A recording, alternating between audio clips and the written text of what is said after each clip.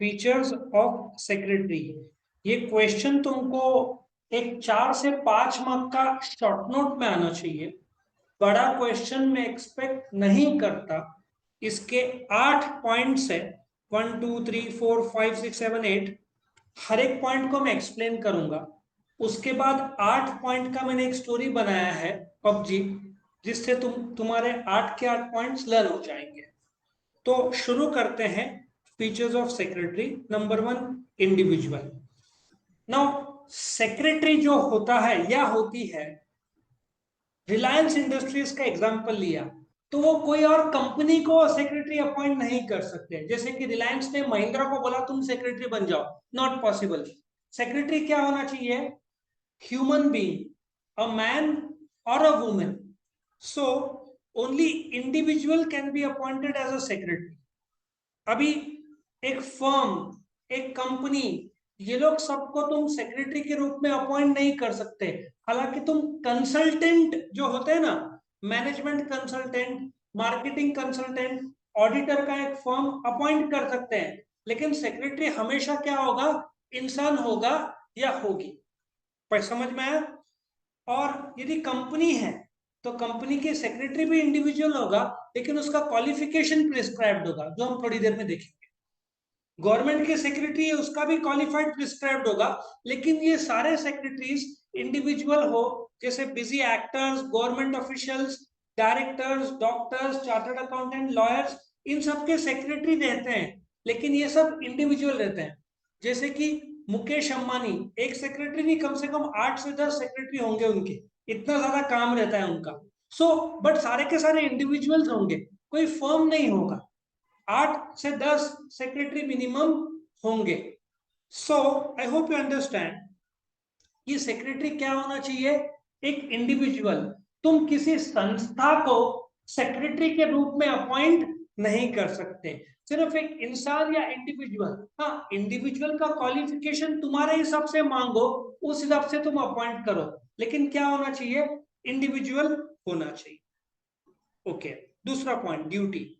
अब ड्यूटी को मैं 3 भाग में बांट सकता हूं: रूटीन, एडमिनिस्ट्रेटिव और स्टैट्यूटरी। अब रूटीन ड्यूटी क्या होगा? एक एक्टर के लिए रूटीन ड्यूटी क्या होगा? एक्टिंग।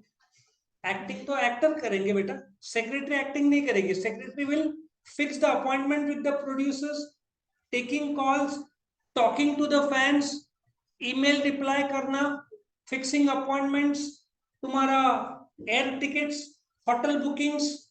और बाय द वे, जो बॉम्बे में एक ताज होटल में हॉलीवुड का एक्टर आने वाला था, एक दिन पहले उसका बटलर आया कि रूम बराबर है क्या, खाना, ये सब डिस्कस करने।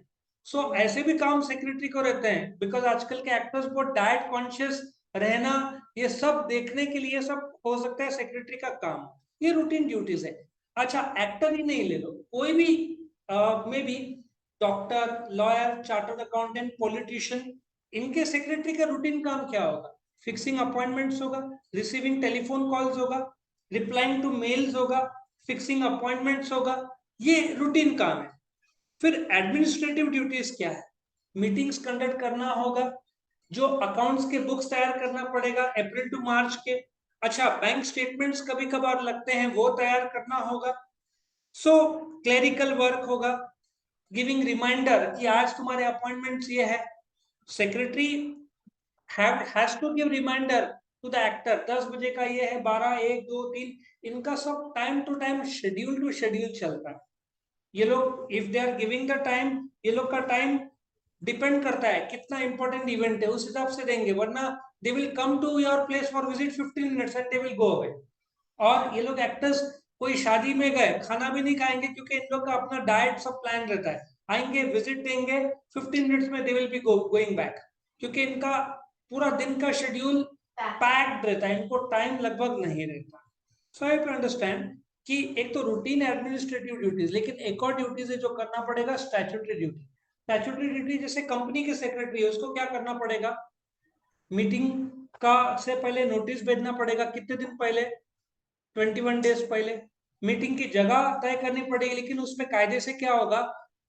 सिटी जहां पे, जैसे अशोका बिल्डकॉन, उसका हेड ऑफिस कहाँ है? वडाला में या नासिक में, कहीं पे भी, ठीक है।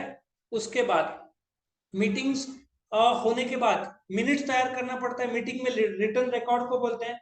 कुछ रजिस्टर्स कायदे से रखने पड़ेंगे हेड ऑफिस में, जैसे रजिस्टर ऑफ शेयर होल्डर्स, जिसको रजिस्टर ऑफ मेंबर्स बोलते हैं, रजिस्टर ऑफ डिबेंचर होल्डर्स। ये स्टैट्यूटरी ड्यूटी है जो तुमको एज अ सेक्रेटरी करना पड़ेगा। वहां पे लॉ का नॉलेज जरूरी है। आया समझ में? सो ड्यूटीज रूटीन और एडमिनिस्ट्रेटिव और स्टैट्यूटरी ड्यूटीज करना पड़ेगा सेक्रेटरी को। क्वालिफिकेशन, अब क्वालिफिकेशन में भी दो भाग है। कंपनी सेक्रेटरी रही तो उसका क्वालिफिकेशन क्या होगा? आईसीएसआई कोर्स सुना है ना, institute of company secretaries of India, उनका कोर्स करके सीएस क्वालिफिकेशन जो है, जो member of company secretaries of India है, कंपनी में सेक्रेटरी बना है तो वो क्वालिफिकेशन लगे। गवर्नमेंट का सेक्रेटरी तो क्या रहेगा? आईएएस लगेगा। कोऑपरेटिव सोसाइटी यदि में सेक्रेटरी बनना है तो कोऑपरेटिव सोसाइटीज एक्ट 1912 और Maharashtra state cooperative societies act 1960, ये सब का नॉलेज लगेगा। ठीक है, यहाँ पे प्रिस्क्राइब्ड क्वालिफिकेशन है। लेकिन एक डॉक्टर के सेक्रेटरी रहे तो डॉक्टर क्या बोलेगा? पीएससी मेरे लिए काफी। एक सीए के सेक्रेटरी है वो बोलेगा एमकॉम मेरे को चाहिए। समझ में आ रहा है? सो डिपेंड करता है। पॉलिटिशियन रहेगा तो वो बीए एलएलबी मांगेगा, लॉ का नॉलेज, और आर्ट्स बीए आर्ट्स करस्पॉन्डेंस का नॉलेज मांगेगा। सो क्वालिफिकेशन दो प्रकार से है। एक तो जो तुम्हारा जहाँ प्रिस्क्राइब नहीं है, कंपनी के लिए प्रिस्क्राइब्ड है, गवर्नमेंट के लिए प्रिस्क्राइब्ड है, बराबर है। बाकी केस में actor, doctor, politician, chartered accountant, lawyer, ये लोग अपने रिक्वायरमेंट के हिसाब से बोलेंगे मेरे को ये क्वालिफिकेशन चाहिए। वहां प्रिस्क्राइब्ड क्वालिफिकेशन नहीं है। आया समझ में? Next, appointment. अपॉइंटमेंट कौन करता है सेक्रेटरी को? Busy person like actor, doctor, chartered accountant, lawyer, engineer, politician, बड़े बड़े इंजीनियर्स। और दूसरे कौन करेंगे? Firm, company, cooperative society, government, तुम्हारा रोटरी क्लब, रोटरी क्लब, सबके अपने अपने सेक्रेटरी रहते हैं, ठीक है ना। उसके बाद में पेड एम्प्लॉय।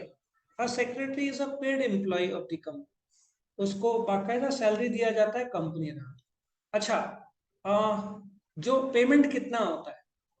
एक डॉक्टर के सेक्रेटरी रहे, अपॉइंट किया, बिटवीन 10 and 15,000। एक्टर का रहा तो बिटवीन 25 and 40 होना चाहिए। कंपनी का रहा और एक्सपीरियंसड है तो I think between 80,000 to 1 lakh होगा। सो सेक्रेटरी का जैसे जैसे क्वालिफिकेशन बढ़ता है वैसे वैसे सैलरी भी बढ़ता है। तो सैलरी डिपेंड करता है। जहाँ प्रिस्क्राइब नहीं है, एक बीएससी डॉक्टर को सिर्फ प्रिस्क्रिप्शन लिखने के लिए वो जो बोलते हैं ना, तू प्रिस्क्रिप्शन लिख मैं डिक्टेट करता हूँ, वहां पे 8, 10, 12 हजार से ज्यादा नहीं है। Correct, paid employee. उसके बाद में confidential officer. Secretary directors meeting में भी मौजूद रहती है, शेयर होल्डर्स की मीटिंग में भी रहती है।